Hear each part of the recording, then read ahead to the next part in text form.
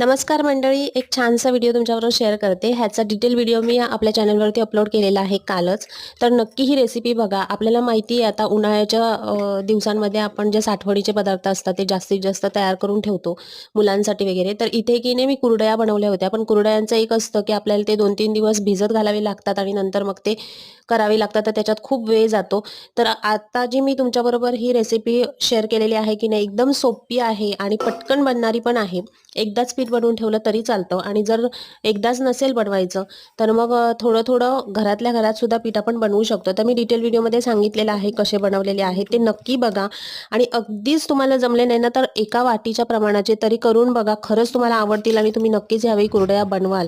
तर ह्याच्यासाठी अजिबात काही मगजमारी जास्त करावी लागत नाही. एकदम सोपी वाटले म्हणून मी ते बनवले आणि त्याचा व्हिडिओ तुमच्याबरोबर डिटेलमध्ये शेअर केलेला आहे.